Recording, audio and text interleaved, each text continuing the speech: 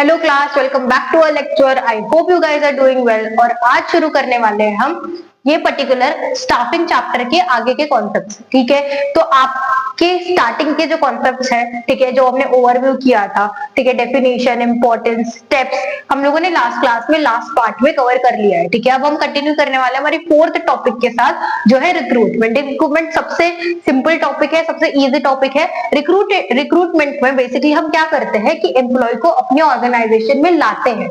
ठीक है, हमारी एक पोजीशन खाली है, एक पोस्ट खाली है ऑर्गेनाइजेशन की, वहां पे किसी एम्प्लॉय की जरूरत है, कोई स्टाफ की जरूरत है, कोई इंडिविजुअल की जरूरत है, तो हम लोग उसको रिक्रूट करने वाले हैं। ठीक है, उसको हमारे उस पोजीशन के लिए लेके आने वाले हैं। ठीक है, तो यहाँ पे दो प्रकार की रिक्रूटमेंट होती है। ठीक है, एक होती है इंटरनल रिक्रूटमेंट, जो ऑर्गेनाइजेशन के अंदर ही होती है। ठीक है, आप बाहर के इंसान नहीं ढूंढते, जो आपकी कंपनी में है ऑलरेडी, जो लोग आपके कंपनी में, ऑर्गेनाइजेशन में, फर्म में, एंटरप्राइज में ऑलरेडी काम कर रहे हैं, उनके साथ ही आप कुछ ना कुछ एक्सपेरिमेंट करते हैं। एक्सपेरिमेंट इन द सेंस, एक तो ट्रांसफर कर देते हो या फिर प्रमोशन करते हो, दो ही आप चीजें कर पाते हो। ठीक है, ट्रांसफर क्या होता है? Shifting an employee from one job location to another. तो एक एम्प्लॉय को एक लोकेशन से दूसरे लोकेशन तक, अब जैसे मैंने बताया कि एक एम्प्लॉय था, शायद आपकी दूसरे सिटी में था, ठीक है, आपके ब्रांचेस है, दूसरे सिटी में आपका एम्प्लॉय था, जिसको इधर कन्वीनियंट हो रहा है क्योंकि उसका इस पर्टिकुलर सिटी में घर पास है। ठीक है, तो इसलिए उसको इस पर्टिकुलर सिटी का जो भी जॉब रोल है वहां पे आप उसको हायर कर रहे हो, आप ले रहे हो। ठीक है, तो आप क्या कर रहे हो, आपकी ही कंपनी का कोई एम्प्लॉय है, कोई स्टाफ है, जिसको आप एक सिटी से दूसरे सिटी से, एक लोकेशन टू दूसरे लोकेशन आप ट्रांसफर कर रहे हो।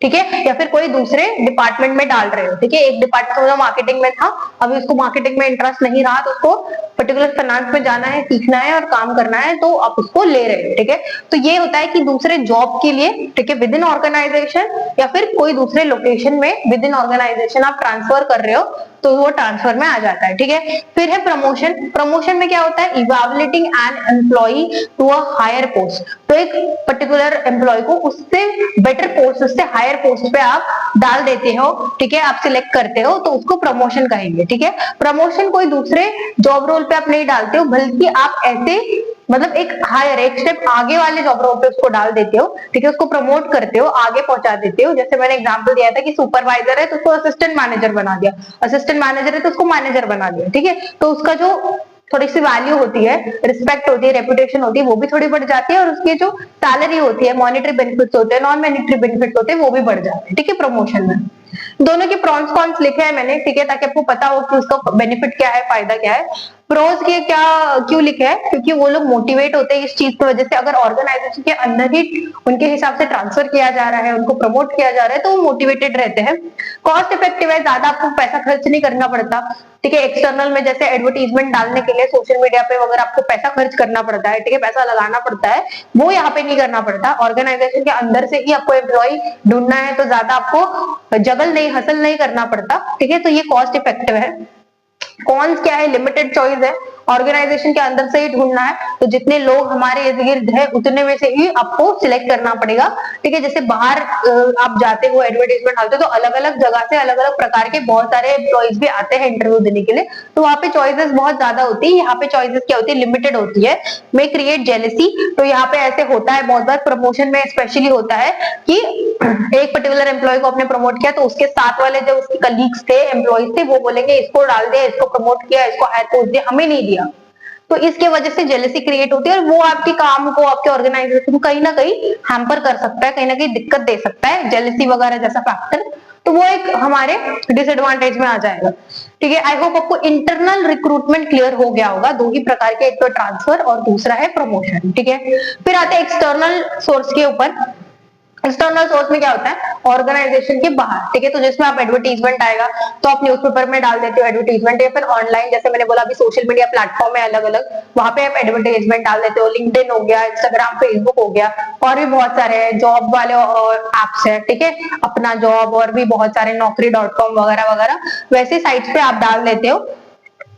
कि आपके कंपनी को, आपके ऑर्गेनाइजेशन को रिक्वायरमेंट है, ठीक है। दूसरा क्या है, जैसे मैंने एक्सप्लेन किया था ओवरव्यू के टाइम पे कि कैंपस रिक्रूटमेंट होता है जहाँ पे कॉलेजेस और यूनिवर्सिटीज से बच्चे पिक किए जाते हैं, ठीक है। जो स्टूडेंट्स होते हैं, फ्रेश स्टूडेंट्स जो होते हैं, फ्रेशर्स जो होते हैं, वो पिक किए जाते हैं। तो लोग अलग अलग इंस्टीट्यूशन कॉलेजेस में जाते हैं, है ना, अपनी कंपनी के बारे में इंट्रोड्यूस करते हैं और वहां पे जो स्टूडेंट्स इंटरव्यूज देते हैं उनको हायर कर लेते हैं, ठीक है। तो उसको कैंपस रिक्रूटमेंट कहेंगे। एम्प्लॉयमेंट एक्सचेंज में क्या होता है कि अगर फॉर एग्जांपल एक एम्प्लॉय छोड़ के जा रहा है तो उसके जगह पे वो कोई और एम्प्लॉय सजेस्ट करेगा या लेके आएगा या बोलेगा ठीक है मैं एक अलग आपको इंडिविजुअल लाके देता हूँ जो मेरे पर्टिकुलर पोजीशन पे काम करेगा, ठीक है। एम्प्लॉयमेंट एक्सचेंज हो जाता है वो। फिर प्लेसमेंट एजेंसीज, तो बहुत सारे ऐसे अलग से एजेंसीज होती है, ठीक है, कंपनीज होती है जिससे हमारी कंपनी आउटसोर्स करती है। आउटसोर्स करना मतलब बेसिकली किसी एक्सपर्ट को काम देना, ठीक है। आउटसोर्सिंग क्या होता है कि समझो मेरी कंपनी है, ठीक है, मैं पूरे कंपनी के जितने भी काम है A to Z सारे खुद से नहीं कर पाऊंगी, तो मैं एक दो काम के लिए एक्सपर्ट्स को दे देती हूँ, मतलब दूसरे इंस्टीट्यूट को, दूसरे कंपनी को बोल देती हूँ मेरा ये काम कर दो। फॉर एग्जाम्पल मेरी कंपनी में मार्केटिंग डिपार्टमेंट नहीं है, मैं प्रमोशन खुद से नहीं कर सकती, मार्केटिंग खुद से नहीं कर सकती, मेरा डिपार्टमेंट ही नहीं है वो, तो मैं क्या करूंगी किसी और एजेंसी को बोलूंगी कि आप मेरे लिए मार्केटिंग कर दो, मैं आपको जो भी आपका पैसा है, जो भी खर्चा हो जाएगा, जो भी आपकी फीस है वो मैं आपकी एजेंसी को दे दूंगी, तो वो हमारे कंपनी के लिए मार्केटिंग कर देंगे, ठीक है। इसको आउटसोर्सिंग कहते हैं कि अपना काम जो है किसी एक्सपर्ट से कराना, ताकि आपको पूरा जो डिपार्टमेंट हैंडल करने का जो कॉस्ट है, एम्प्लॉय होगा वहां पे, है ना, बहुत सारी चीजें आ जाएंगी, रिसोर्सेज आएंगे, वो कॉस्ट आपका बच जाएगा, एफर्ट्स बच जाएंगे, टाइम बच जाएगा और आप किसी एक्सपर्ट से अपना छोटा मोटा काम करा रहे हो, ठीक है। तो वो हो जाता है एजेंसी से। कि प्लेसमेंट के भी एजेंसीज होती है कि आप दूसरे इंस्टीट्यूट को बोलोगे कि आप हमारे लिए एम्प्लॉयज ढूंढ के आओ, हमें हमारी कंपनी की ये पोजीशन खाली है तो आप हमारे लिए कोई अच्छा एम्प्लॉय ढूंढ के लाओ, अगर हम उसको सिलेक्ट कर लेते हैं तो आपको हम लोग ये फीस देंगे, ये कमीशन देंगे, ठीक है। तो एजेंसी यूजुअली कमीशन चार्ज करती है। तो प्लेसमेंट एजेंसी थ्रू भी हम रिक्रूटमेंट करते हैं।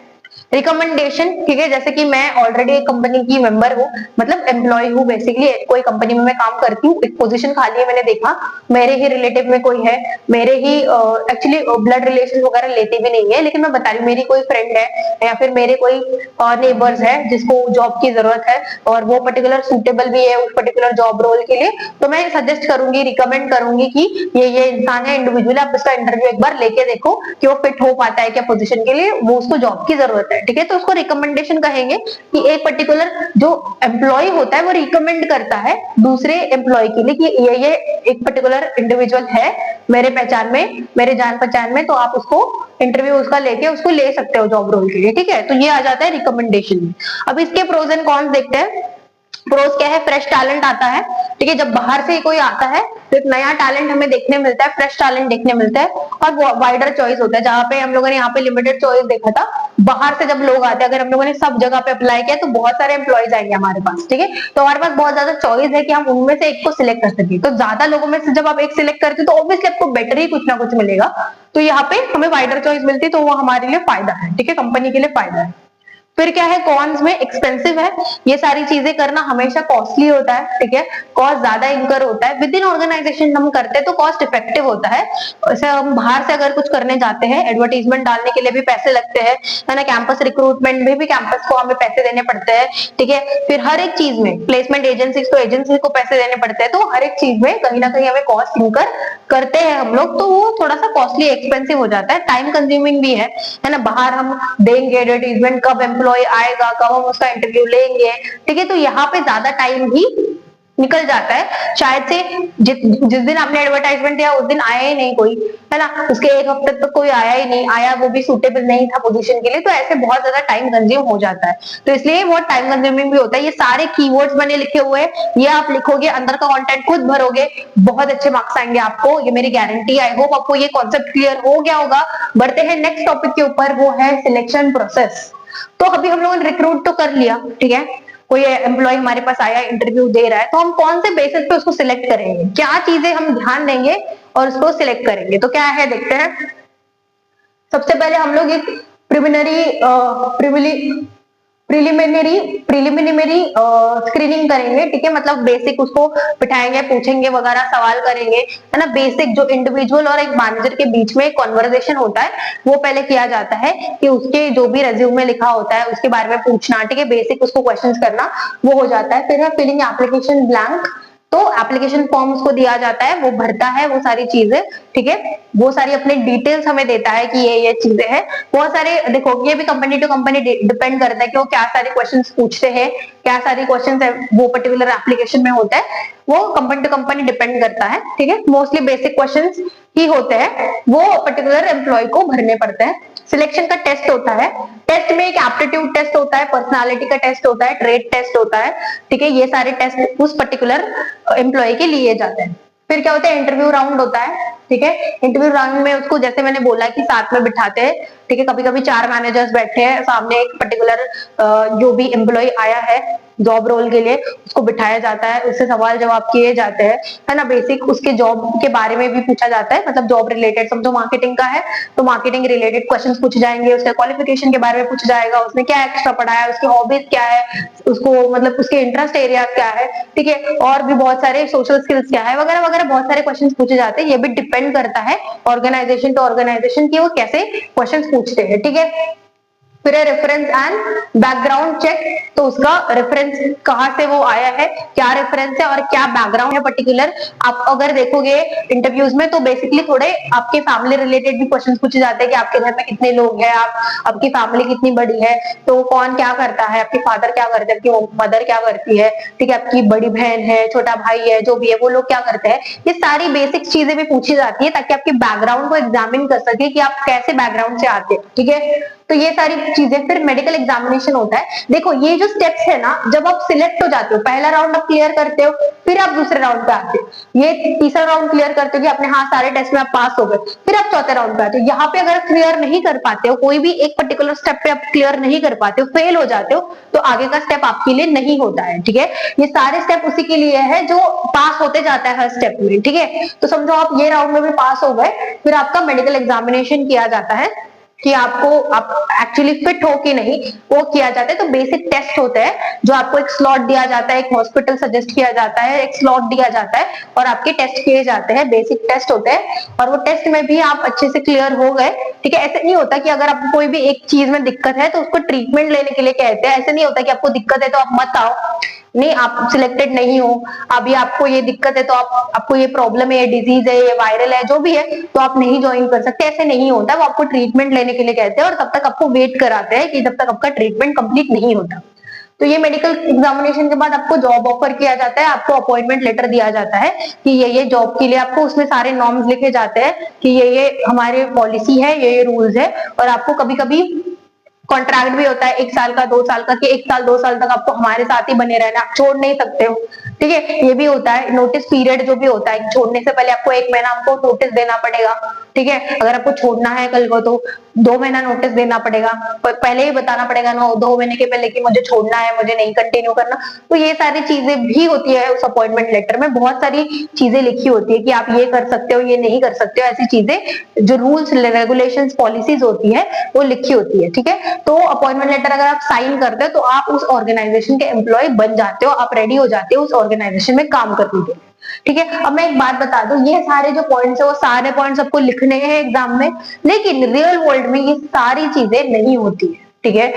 जरूरी नहीं है कि हर एक ऑर्गेनाइजेशन में सातों के सातों स्टेप्स होते होंगे, कोई ऑर्गेनाइजेशन में 4 स्टेप्स होते हैं, कोई ऑर्गेनाइजेशन में 5 स्टेप होते हैं, कोई ऑर्गेनाइजेशन में इसमें एक एडिशनल स्टेप भी कोई डाल देते हैं, ठीक है। तो ये एग्जैक्ट नहीं होता है रियल वर्ल्ड में अगर बात करें, लेकिन ये बेसिक है, ये बेस है, ये स्टेप्स फॉलो यूजुअली किया जाता है, मेजॉरिटी ऑफ ऑर्गेनाइजेशन ऐसे ही स्टेप्स फॉलो किए जाते हैं, ठीक है। आई होप आपको ये सिलेक्शन का प्रोसेस क्लियर हो गया होगा, ठीक है।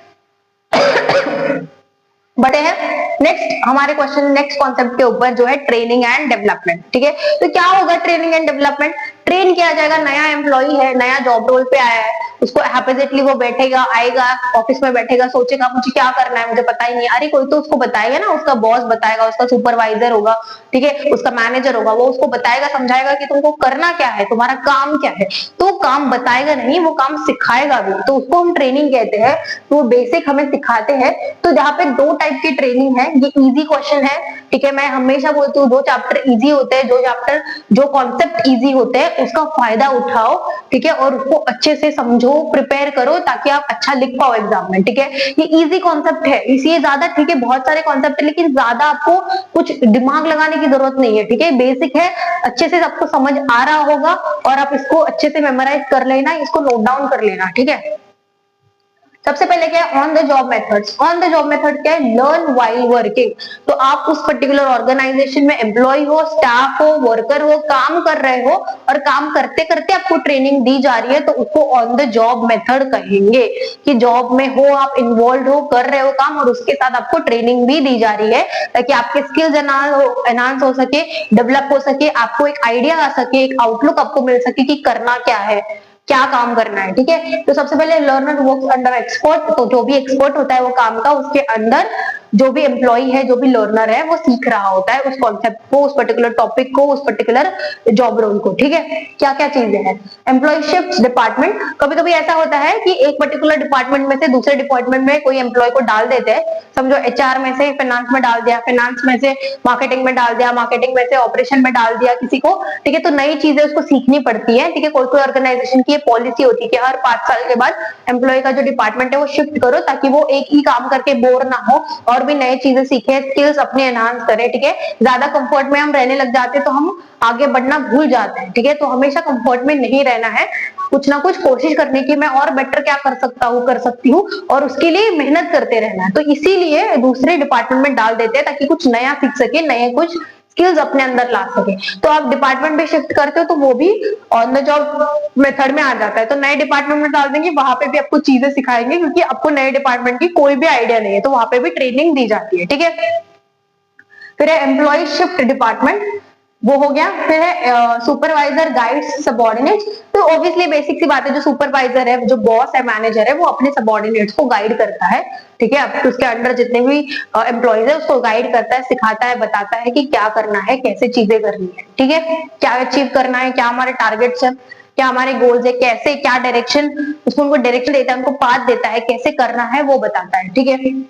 ऑफ द जॉब मेथड्स क्या है, जिसमें आप भी इन्वॉल्व हो। ऑफ द जॉब मेथड्स में होता है क्लासरूम लेक्चर्स, जैसे आप भी कुछ सीख रहे हो अभी, ठीक है, आप सुन रहे हो, लेक्चर्स को सुन रहे हो, नए कॉन्सेप्ट को सीख रहे हो, कुछ ना कुछ आप गेन कर रहे हो, तो उसको भी हम लोग एक प्रकार का डेवलपमेंट और ट्रेनिंग ही कहेंगे, ठीक है। तो वो क्लासरूम लेक्चर्स हो गए। केस स्टडीज आप पढ़ते हो, ठीक है, एक सिचुएशन बनाई दी जाती है और उसके ऊपर आप कॉन्सेप्ट को समझते हो, आंसर्स लिखते हो, केस स्टडी भी आप सीखते हो, तो वो भी एक प्रकार का क्या है, ट्रेनिंग का एक मेथड है, ठीक है। जो ऑफ द जॉब मेथड है, ऑफ द जॉब मतलब जो काम नहीं कर रहे हैं और सीख रहे हैं, ट्रेन हो रहे हैं, वो सारी चीजें इसमें आ जाती है।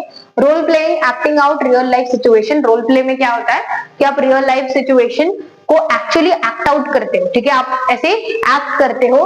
प्लेज वगैरह में जैसे आपने देखा होगा, है ना, कि प्लेज में, ड्रामा में वगैरह होता है, स्किट्स होते हैं, है ना, स्ट्रीट प्लेज होते हैं, ड्रामाज होते हैं, उसमें हम क्या करते हैं, एक्टिंग करते हैं, रोल प्ले करते हैं, एक पर्टिकुलर रोल का एक्ट करते हैं और हम चीजें सीखते हैं, ठीक है। तो वो हो गया। Simulation using models, example flight simulation for pilots. तो जैसे कि हम देखो नए नए चीजें सीखते हैं तो आपको एक मॉडल दिखाया जाता है, ठीक है, कि जिसके वजह से सीख सकते हैं। जैसे कि फ्लाइट्स के जो सिम्युलेटर्स होते हैं, ठीक है, फ्लाइट का एक मॉडल होता है, वो पायलट को दिया जाता है ताकि उसको एक बेसिक आइडिया हो सके कि कैसा होता है एक फ्लाइट के अंदर, ठीक है। उनको अगर एक्चुअल फ्लाइट चलाने देने जाए तो फिर वो लोग क्रैश कर सकते हैं ना, कुछ गड़बड़ कर सकते हैं क्योंकि वो नया नया है, नया सीख रहा है। तो ट्रेनर्स को क्या करते हैं, एक मॉडल दिखाया जाता है कि ये ऐसे ऐसे स्ट्रक्चर होता है प्लेन का, इतनी चीजें होती है, ठीक है, ये बटन्स होते हैं। तो एक बेसिकली जो रियल चीज है, रियल कोई पर्टिकुलर हम चीज पे काम कर रहे हैं, उसका एक मॉडल बनाना बच्चों को सिखाने के लिए, दिखाने के लिए, ठीक है, तो उसको सिमुलेशन कहते हैं, ठीक है। आई होप आपको इतने कॉन्सेप्ट क्लियर हो गए होंगे। कुछ 2-3 टॉपिक्स बचे हैं, उसको कवर करेंगे, इसको फटाफट से नोट डाउन कर लो और फिर हम आगे के टॉपिक्स कंटिन्यू करते हैं।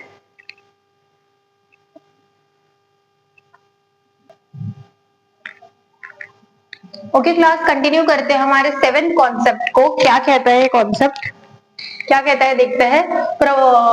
Performance appraisal, evaluating employees to see if they meet standards. तो तो हम एम्प्लॉयज को देखते हैं, इवैल्यूएट करते हैं कि वो इस स्टैंडर्ड्स को मीट करते हैं कि नहीं, जो भी हमारे स्टैंडर्ड सेट है ये पर्टिकुलर पोजीशन के लिए वो मीट करते हैं कि नहीं। ठीक है, यहाँ पर मेथड क्या होते हैं, रिपोर्ट्स देखते हैं, रेटिंग्स चेक करते हैं। ठीक है, कि अगर उस पर्टिकुलर एम्प्लॉय ने कैसे काम किया है ना, कितना उसका ग्राफ हाई हुआ है, कितना अच्छा परफॉर्मेंस है, एक्चुअल में वो अच्छा काम करता है कि नहीं, क्या रिपोर्ट्स है, उसके रेटिंग्स कितने हैं, अप्रेजल क्या है वगैरह, वो सारी चीजें, ये मेथड्स होते हैं। इस सारी चीजों से वो चेक किया जाता है कि वो पर्टिकुलर जो एम्प्लॉय है वो एफिशिएंट है कि नहीं, उसने अच्छा काम किया है कि नहीं।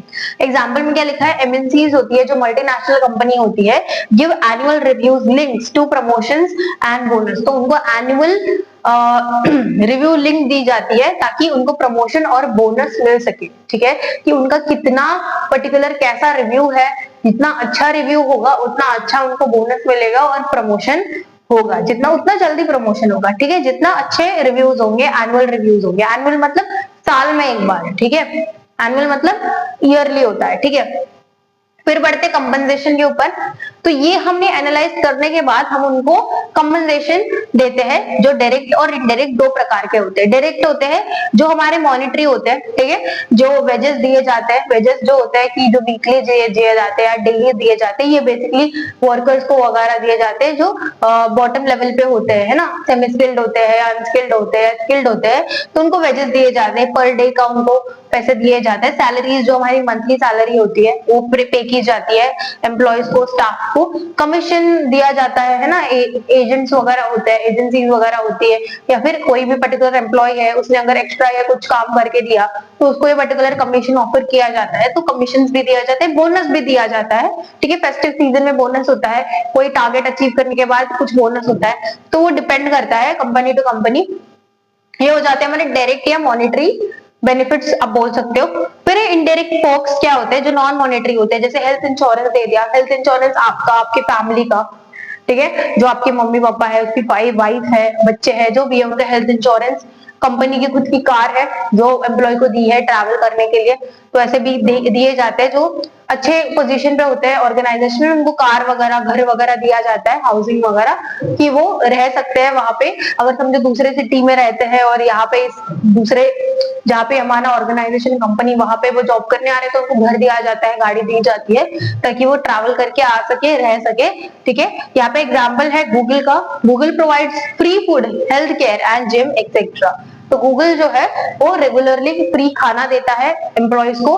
ठीक है, हेल्थ केयर दिया जाता है उनको कि चेकअप वगैरह रेगुलर बेसिस पे, और जिम वगैरह प्रोवाइड की जाती है कि वो रेगुलरली जिम वगैरह कर सकते हैं ऑर्गेनाइजेशन के अंदर ही। ठीक है, फिर है प्रमोशन एंड करियर ग्रोथ, और बेटर बनाने के लिए, उनके स्किल्स को डेवलप करने के लिए, है ना, एम्प्लॉय को और एनहांस करने के लिए उसका परफॉर्मेंस, आगे फ्यूचर में वो बड़े बड़े और अपॉर्चुनिटीज को ले सके, उसके लिए हमें करियर ग्रोथ और डेवलपमेंट करना पड़ता है, प्रमोशन देना पड़ता है। Promoting competent employees which motivates them and reduces turnover. तो हमेशा हमें प्रमोट करना पड़ता है एम्प्लॉय को। ठीक है, हमेशा हम 5 साल से 10 साल से एक ही पोजीशन पे एक एम्प्लॉय को नहीं रख सकते।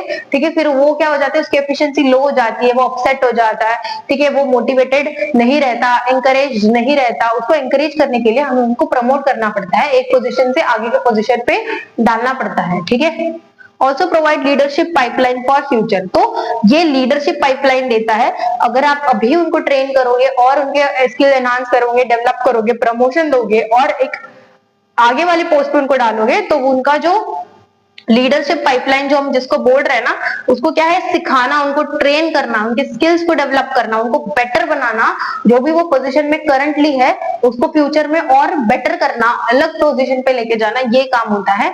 वो फ्यूचर के लिए उनके लिए एक बेटरमेंट लेके आता है, और उनके साथ, उनके इंडिविजुअल बेटरमेंट के साथ ऑर्गेनाइजेशन का भी बेटरमेंट यहाँ पे होता है, कि जितना अच्छा मेरा एम्प्लॉय होगा, जितना स्किल्ड होगा, उतना अच्छा वो काम करेगा, उतना अच्छा वो इन्वेस्ट करेगा हमारे ऑर्गेनाइजेशन में भी, और हमारा ऑर्गेनाइजेशन वैसे ही अच्छा ग्रो करेगा, अच्छे रिजल्ट्स लाएगा और एक्सपांड होगा। ठीक है, आई होप आपको ये सारे कॉन्सेप्ट स्टाफिंग के क्लियर हो गए होंगे। ये कीवर्ड्स है, इसको नोट डाउन करो।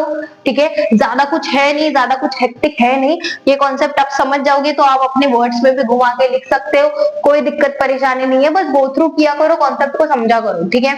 आई होप आपको वीडियो अच्छा लगा होगा, वीडियो समझ में आया होगा, तो वीडियो को लाइक करो, अपने फ्रेंड्स के साथ शेयर करो, चैनल पे नए हो तो फटाफट से सब्सक्राइब करो, ताकि आपको सारे जो हमारे वीडियोस है उसका नोटिफिकेशन आता रहे, ठीक है। मिलते हैं नेक्स्ट वीडियो में नेक्स्ट कॉन्सेप्ट के साथ, तब तक के लिए keep studying and take care.